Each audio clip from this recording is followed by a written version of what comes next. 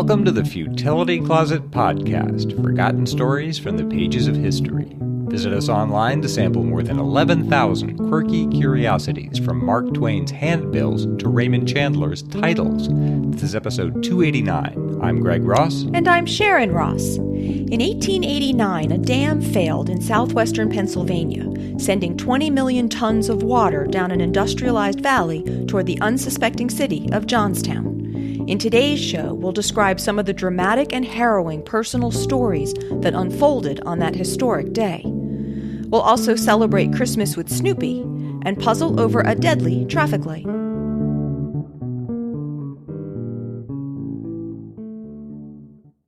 The city of Johnstown lies in a narrow valley in southwestern Pennsylvania at the confluence of the Little Conemaugh and Stony Creek rivers, which drain more than 600 square miles of the state's highest elevations.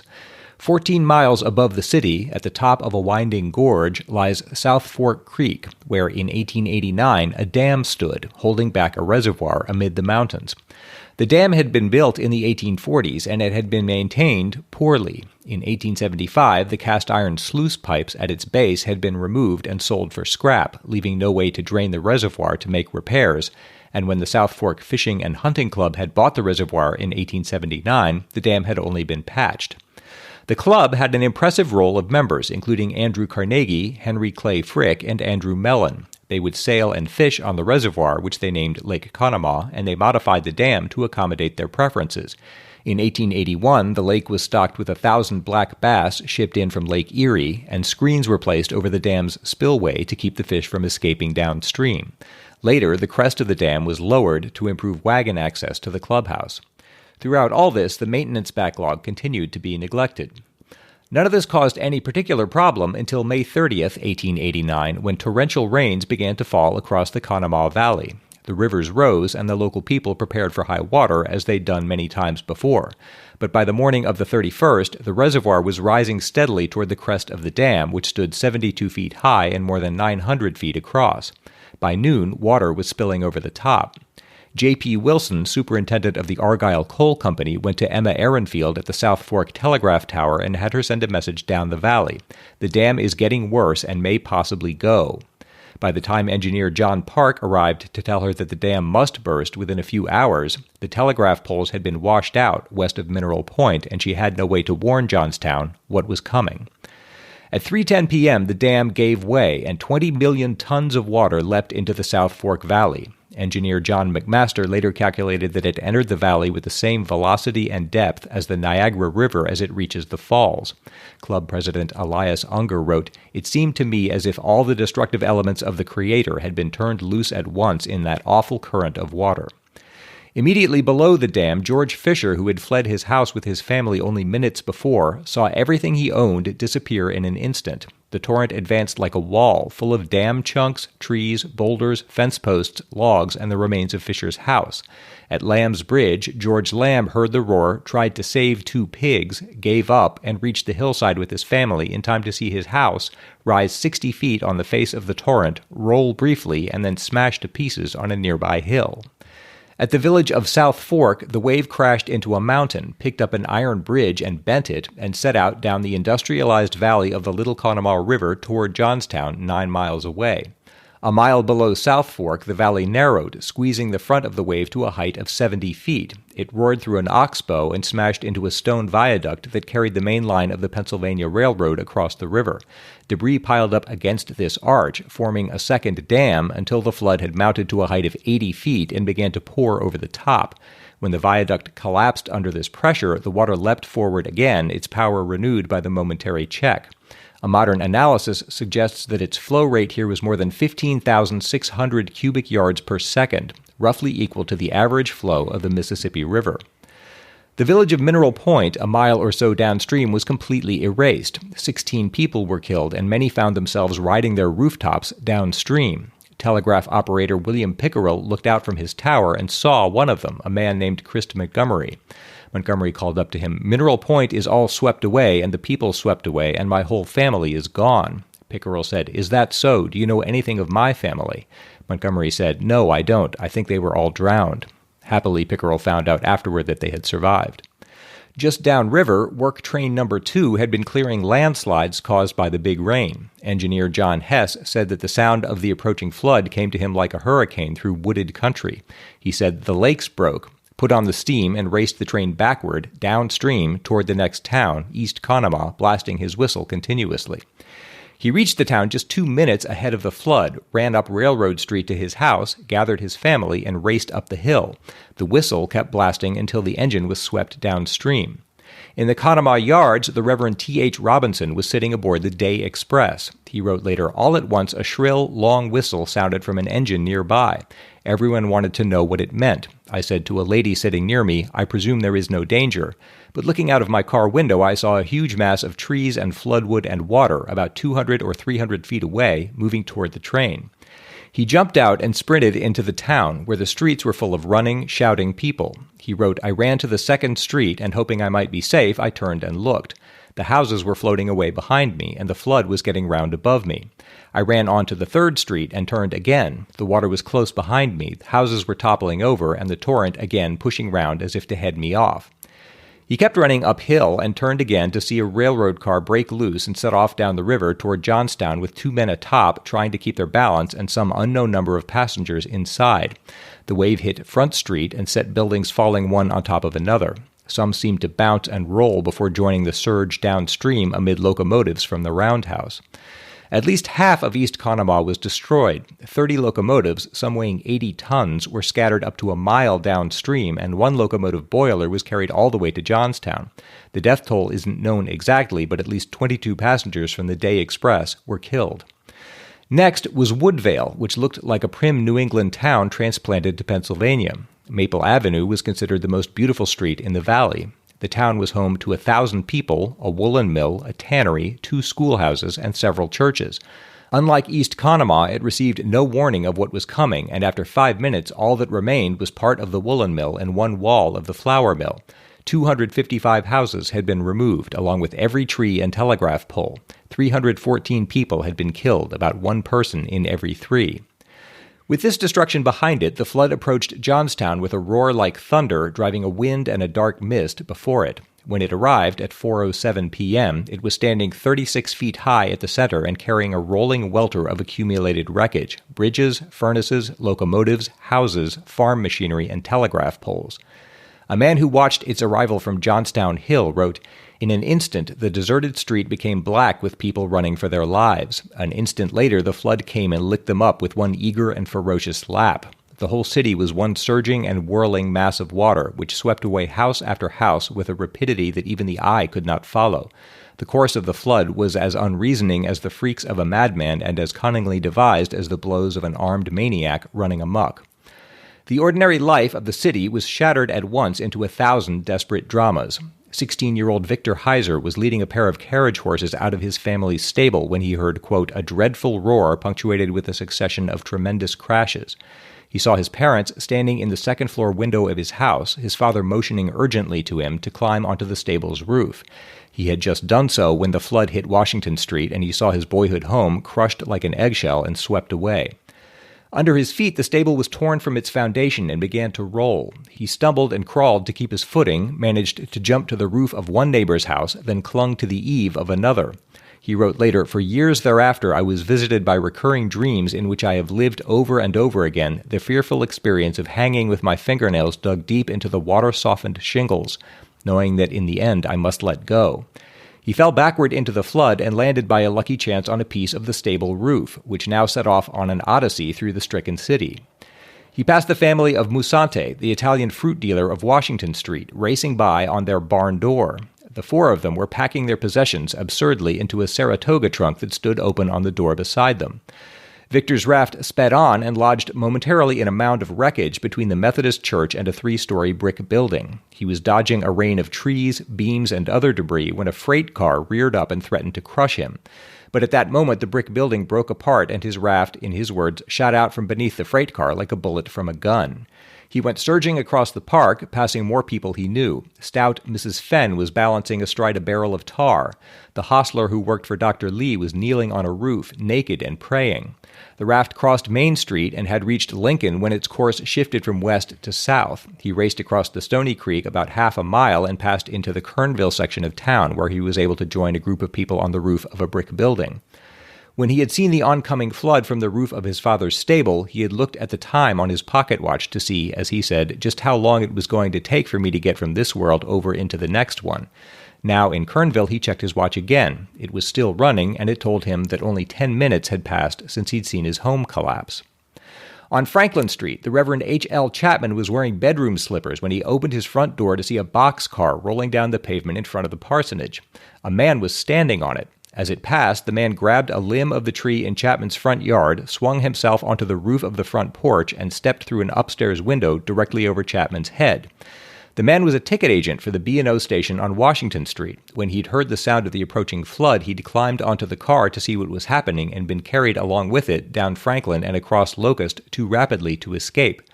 Chapman realized that the reservoir had failed and shouted for everyone to run for the attic. His wife, their 7-year-old granddaughter, and Mrs. Brinker, a neighbor from across the park, all ran up the front stairs while Chapman ran into his study to turn off the gas fire. He had turned to go back into the hall when the front door burst open and a wave flooded into the house. He ran into the kitchen and up the back steps with the water right behind him. He found the others in the attic with the ticket agent and 2 young men who had jumped in from a passing roof. They had to shout to hear each other over the noise. They could hear other buildings bumping into theirs, and the roar of the water was continuous. Mrs. Chapman later wrote, "We all stood there in the middle of the floor, waiting our turn to be swept away, and expecting every minute to be drowned. When our porches were torn loose and the 2 bookcases fell over, the noise led us to think the house was going to pieces." But it held together. At length, Chapman went to the window to look out on what he called a scene of utter desolation. Darkness was falling, but he could see the chimneys and gables of Dr. Loman's house across the park standing in a lake now 30 feet deep. He could see no sign of any other house on the park. To the left, where Main Street had been, he could see the silhouettes of the bank and the Presbyterian church standing in the water. He saw no light anywhere and no people. He thought, "Everyone is dead." Mrs. Brinker said, "Look out and see if my house is still standing, and if it isn't, just don't say anything." He looked out and didn't say anything. The 4-story Hulbert House was the finest hotel in town. It was probably regarded as a safe haven because of its brick construction, but it collapsed almost immediately. Of the 60 people inside, only 9 got out alive. One of them, G.B. Hartley of Philadelphia, said, "Strange as it may seem, we were discussing the possibility of the dam breaking only a few hours before it really did. We were sitting in the office shortly after dinner. Everyone laughed at the idea of the dam giving way. No one had the slightest fear of such a catastrophe." Hartley had been sitting in the second-floor parlor with some other guests when they heard the shouting in the streets, followed by some loud crashes. They ran for the stairs. He wrote, "The scene in the hotel is beyond imagination or description. Chambermaids ran screaming through the halls, beating their hands together and uttering wild cries to heaven for safety. Frightened guests rushed about, not knowing what to do nor what was coming. Up the stairs we leapt. Somewhere, I do not know when or how it was, I lost my hold of Miss Richards' hand. I really cannot tell what I did, I was so excited. I still rushed up the stairs and thought Miss Richards and Mr. Benford were just behind, and I had reached the top flight of stairs and just between the 3rd and 4th floors when a terrific crash came." He found himself looking up into the sky. Somehow the hotel's roof had been lifted off. It was floating beside the building. He climbed out onto it with 5 other survivors, and they floated off. Behind them, the walls fell in, and the hotel was gone. Near the corner of Vine and Market Streets, Ludi Masterson and her husband were leaning out their second-floor windows and talking to their neighbors when the flood struck. The neighbor's house was turned upside down as if by a giant hand. Of the 12 people inside, 6 were killed. For their part, Ludi wrote, "My husband took our little girl in his arms, and we ran to the attic, the water following us up the stairs. I cannot say when our house was carried away, for I was not conscious that it had moved until I saw that we were just back of the Market Street schoolhouse. Our house must have turned several times, for we were bound very securely with telegraph and electric light wires, which I think helped to keep it from overturning, as all the houses about us had." The 2 of them rescued 27 people over the next few hours, crowding them into the attic. One of them was their mailman, Joseph Hipp, who'd been swept down from his home in the borough of Conemaugh. The flood brought a train of such coincidences. Lawyer James Walters was carried on a spinning roof from his home on Walnut Street to Alma Hall in the center of town, where he was thrown through a window into his own office on the 2nd floor. Mr. and Mrs. Abram Mangus were floating downstream in their house when a baby drifted near their attic window, and they rescued it. Eventually, they escaped the house and climbed over mounds of debris and into the window of the Union Street schoolhouse, Mrs. Mangus gripping the baby's shirt in her teeth like a cat carrying a kitten. A woman cried, "That's my baby," and took him before they could even learn his name.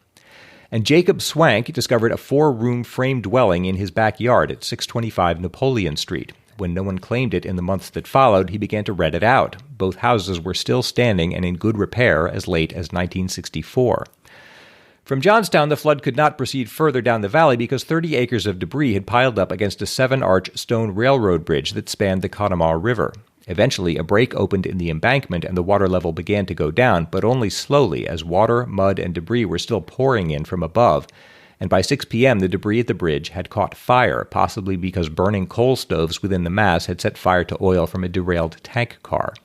As many as 80 people were trapped inside the burning mass, and their screams could be heard during the night. George Swank, editor of the Johnstown Tribune, watched this from the window of his office. He wrote that the fire burned, quote, "with all the fury of the hell you read about. Cremation alive in your own home, perhaps a mile from its foundation. Dear ones slowly consumed before your eyes, and the same fate yours a moment later." Altogether, the flood killed 2,208 people and destroyed 1,600 homes. Fully a third of the dead were never identified. 4 square miles of Johnstown were completely destroyed, and property damage totaled $17 million, about $500 million today. An army of relief workers descended on the town, and Clara Barton and the American Red Cross arrived within days to help with the cleanup and rebuilding, their first major peacetime relief effort. The disaster made headlines around the world, and more than $3 million in donations came from around the United States and from 18 foreign nations. The main political question was whether the South Fork Fishing and Hunting Club was culpable for the disaster because it had modified the dam and failed to maintain it. In the end, the flood was deemed an act of God, and neither the club nor any of its members was held legally responsible. An 1891 report by the American Society of Civil Engineers concluded that modifications that the club had made to the dam had not caused the disaster. But in 2015, engineer Neil Coleman and his colleagues re-examined the issue. They wrote, "A properly rebuilt dam would not have overtopped and would likely have survived the runoff event, thereby saving thousands of lives." Public resentment over the club's seeming evasion of responsibility paved the way for the acceptance of strict liability in American law, so that today the owners would be held responsible for the consequences of their actions without the victims having to prove that they've behaved negligently. Johnstown lawyer Ronald P. Carnavelli, Jr., who studied the legal aspects of the 1889 flood, said in 2014, "If it had happened today, there's no doubt in my mind the club would have been responsible for all of the losses."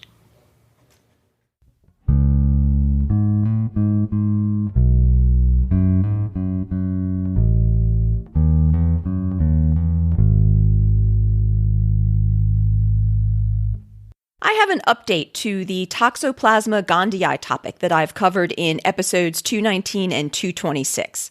T. gondii is one of the world's most common parasites and is the cause of toxoplasmosis. While the parasite can infect most warm-blooded animals, including humans, it can only reproduce inside the gut of a cat. And what I've been covering about it on this show is the research into whether T. gondii causes behavioral changes in infected hosts, and if so, what kind. The research on this topic has been a lot clearer in rodents than in humans, and previous research has suggested that T. gondii cysts in the brains of mice seem to make the mice specifically less avoidant of cats than are non-infected mice, which would be very helpful to a parasite that basically needs the mouse to be eaten by a cat. It did seem to be pretty remarkable that the parasite was able to selectively reduce the fear of felines in rodents, and one researcher in the field said, "For 20 years, T. gondii has served as a textbook example for a parasitic adaptive manipulation, mainly because of the specificity of this manipulation. But the latest update that I saw seems to show that T. gondii might not be quite that sophisticated after all, and may just make mice less fearful and less avoidant of predators or other potential threats in general, as well as generally more likely to explore, which is all still potentially helpful to the parasite's goal." William Sullivan, a microbiologist doing research in this area, is quoted in an article in Science as saying, "It doesn't make the parasite look to be this genius that many people thought it was." Sullivan says that the latest research suggests that T. gondii has found a way to invade rodents' brains enough to alter their behavior to the parasite's benefit, but not enough to actually kill the host before it can be eaten, making it a kind of sweet spot for the parasite. And he says, in a way, that is kind of mad genius.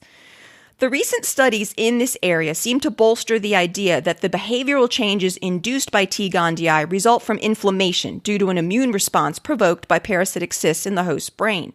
And both the number of cysts and the level of neuroinflammation were positively correlated with the amount of behavioral changes seen in infected mice.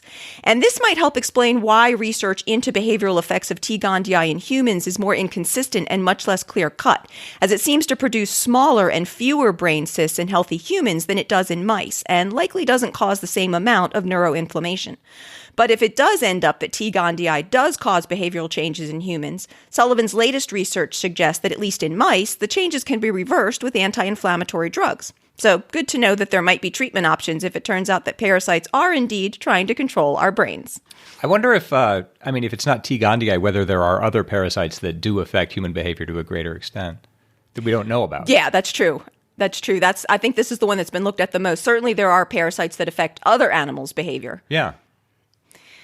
The main story in episode 277 was about the Mad Trapper of Rat River, who led the Royal Canadian Mounted Police on a rather dramatic chase in the Northwest Territories, starting in December 1931. In episode 283, I covered some follow-ups to the story from a couple of our Canadian listeners, including about the Mad Trapper pub in Golden, British Columbia, which, despite its name, was intended to be a more decorous kind of gathering place. Sam Dick sent us another follow-up on the story from the Northwest Territories. Hi, Greg and Sharon. It was interesting to hear the story of the Mad Trapper of Rat River in episode 277. I live in Inuvik, which is the community created to be the new regional center after Aklavik had flooding issues in the 1950s, though some people in Aklavik had other ideas about relocating their entire community, so they stayed. Aklavik's official motto is, never say die. I've always found the story to be interesting. While I'm not sure how I feel about the man and his actions, a lot of the early white trappers were not good people, to put it mildly, I can appreciate his accomplishments and spirit. I can see the Richardson Mountains from the parking lot of my building, and I can't imagine crossing them in the way he did and somehow living. Driving across them on the highway is challenging enough sometimes. But I've always found it amusing how he's become a folk hero. One of the bars in Inuvik is named the Mad Trapper, as is the bowling alley in Whitehorse and the Late Winter Festival in Aklavik. While it's by no means an unsafe place, it is the licensed establishment in town where a bar fight is most likely to break out. Since the RCMP still serve as the local police force here, you could say that the Mad Trapper continues to cause trouble for the RCMP. Thank you for giving me something to keep my mind occupied while traveling. So I thought that was interesting, how the Mad Trapper has become rather a folk hero in the area and is still so well remembered 90 years later, especially given how little was actually ever known about him, but maybe that just adds to the mystique. Yeah, as I remember, he was kind of a folk hero even back in the Depression when this was unfolding. I guess maybe because it was so mysterious, at least in part, that kind of lends some mystique to the whole thing. Yeah. And I have a follow-up to episode 21 and the story of how the World War II German fighter ace Franz Stiegler chose not to shoot down the severely damaged bomber and its wounded crew flown by the American pilot Charlie Brown. Rebecca Darmis wrote, Kia ora, Greg and Sharon. I'm working as a temp doing boring data entry work, and I've recently discovered your podcast, and it has been a mental lifesaver. I recently went back and started listening from the beginning, and episode 21 really struck a chord with me. The story of Charlie Brown and Franz Stiegler bears a similarity to the Christmas song Snoopy's Christmas by the Royal Guardsmen from 1967, in which the Bloody Red Baron meets our hero Snoopy in the sky and has the opportunity to reach for the trigger and put out his lights. Snoopy was certain that this was the end when the Baron cried out, "Merry Christmas, my friend." Details differ, like it not being Christmas and the Bloody Red Baron actually forcing Snoopy to land. However, the general theme is very similar. I thought this was a really obvious connection, particularly the renaming of Charlie Brown / Snoopy, both characters in the same cartoon strip, but my searches on the internet don't seem to show many other people making this connection. Possibly this is because while the song is one of the most popular Christmas songs in New Zealand, where I am from, it is almost unheard of anywhere else in the world. This is in itself crazy to me, as it's not Christmas if I don't sing along to Snoopy's Christmas. But having spent the past 3 Christmases abroad, I can assure you that I have encountered no one who has heard it. Yet it's possibly the most common Christmas song to play on New Zealand radio stations. As I write this, it occurs to me that very possibly there was more than one kind-hearted German pilot with a similar story. However, the Charlie Brown / Snoopy connection was just too weird for me not to write to you. If you have a spare 3 minutes to listen to the song, I'm sure you'll appreciate the similarities too, and maybe add another favorite to your Christmas playlist. There are other songs about Snoopy in the same series, but this is the relevant one. With greatest thanks for your amazing work. And Rebecca sent a YouTube link to the song that we'll, of course, have in the show notes. The song actually did sound familiar to me, so I know I've heard it before, though not in quite a long time, I think. But I found it really interesting that a novelty song by an American group about an American cartoon character was such an enormous hit in New Zealand and is still quite popular there. Wikipedia says that Snoopy's Christmas topped the singles charts in 1967 in both New Zealand and Australia, and is thought to be the biggest selling overseas single in New Zealand in the 20th century. When it came out, it was the fastest selling single at the time in New Zealand, and they just couldn't keep up with the demand in the record shops, as more than 100,000 copies of the single were sold just in December. I did see multiple references to the enduring popularity of the song in New Zealand at Christmas time, and it's apparently hit the New Zealand charts several times over the decades, though it wasn't popular in most of the rest of the world, and from what I saw, it didn't even chart in the US when it came out. As often happens with things that are quite popular, there do seem to be those who love to hate the song. An article on the New Zealand news website Stuff from December 2014 says, Snoopy's Christmas, a festive favorite in New Zealand since it first topped the charts back in 1967, has again found itself heading certain worst Christmas songs lists. Surely directing such malevolence at a children's favorite about a cartoon beagle promoting peace to all the world and goodwill to man is Dickensian mean-spiritedness at its worst.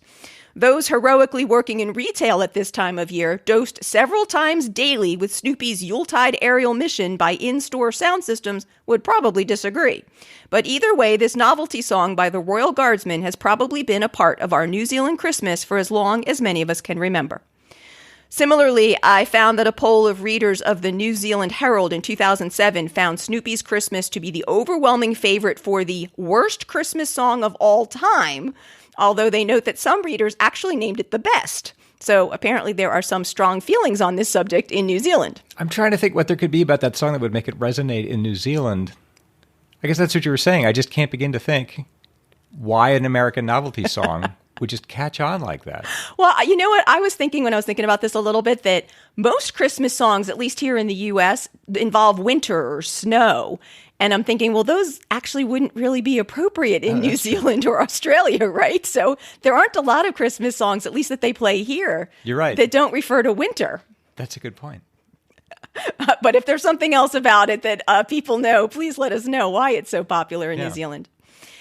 As Rebecca mentioned, there were several Snoopy songs by the Royal Guardsmen, with the first being Snoopy versus the Red Baron from 1966, which was quite a hit in the U.S. And I definitely remembered it when I listened to it while writing this, though I wouldn't remember it from 1966, so I'm thinking it must have been on the radio for many years here. The article on Stuff says that the Royal Guardsmen were 6 rather young men from Florida, with most of them still in high school when the group formed in 1965. Their aim was to be a cover band that performed high-quality live versions of current hits in local clubs. A record producer gave the lyrics to Snoopy versus the Red Baron to some different local bands with the goal of releasing a record of the best treatment of the song. And according to Stuff, the Royal Guardsmen unenthusiastically submitted what they termed a hokey arrangement, since this wasn't what they actually wanted to be doing. But to their surprise, the producer liked it, released it as a single, and it shot up the American charts. And apparently a West Coast tour to promote the song had to be delayed until the band members who were still in school went on their Christmas break. As for Rebecca's thoughts on Snoopy's Christmas, I did see that there are some who seem to think that the song is actually a reference to the Christmas truce of World War I that we covered in episode 134, and which Rebecca wouldn't have gotten to yet when she wrote to us. Though I do see the parallels that Rebecca noticed to the Franz Stiegler story, so maybe it manages to combine both. Yeah. Thanks so much to everyone who writes to us. Your follow-ups and comments really add to the variety of the show. So if you have anything that you'd like to add, please send that to podcast@futilitycloset.com.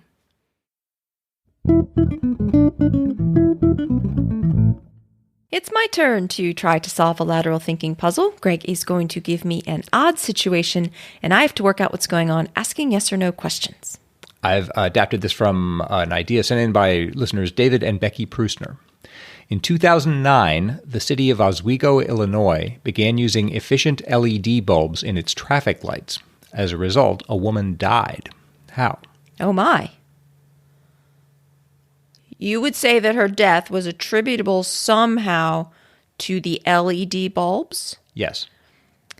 And would you say it was attributable to the bulbs as opposed to a change the fact that something had changed. Like, I'm trying to think how to express this. Like if there had been a change to a different kind of bulb, just because something was changed, that was the problem. It's more that there was a change rather than what it was changed to. No, I'd say it's the fact that they were using LEDs in particular. Okay. Did this have anything to do with some kind of like a medical condition that she might have had? Like, epilepsy that was triggered by certain types of lights or some neurological condition? No. No. Was there some kind of a visibility problem with the new lights? Yes. There was some kind of a visibility problem. In general?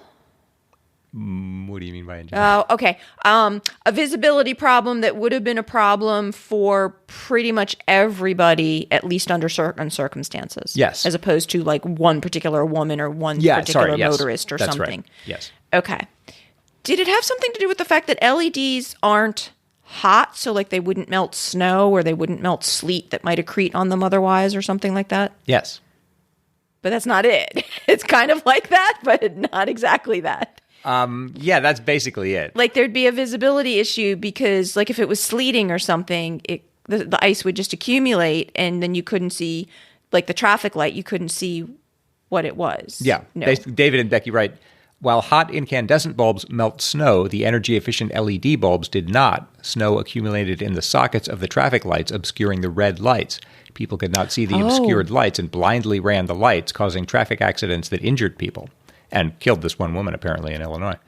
Now, traffic lights with LED bulbs have longer hoods to block the snow for the top red light, fewer surfaces for snow to accumulate, and they also have tiny warmers activated by freezing temperatures. Wow. Thanks, David and Becky. Thank you. And if anybody else has a puzzle to send in for us to try, please send it to podcast@futilitycloset.com. Futility Closet really relies on the support of our listeners. If you would like to become one of our wonderful patrons who help support the show and get bonus material such as outtakes, extra discussions on some of the stories, more lateral thinking puzzles, and peeks behind the scenes of the show, then check out our Patreon page at patreon.com/futilitycloset or see the support us page at our website at futilitycloset.com. At our website, you'll also find over 11,000 quirky curiosities, the Futility Closet store, information about the Futility Closet books, and the show notes for the podcast, with links and references for the topics we've covered. If you have any questions or comments for us, you can always email us at podcast@futilitycloset.com. Our music was written and performed by the always talented Doug Ross. Thanks for listening, and we'll talk to you next week.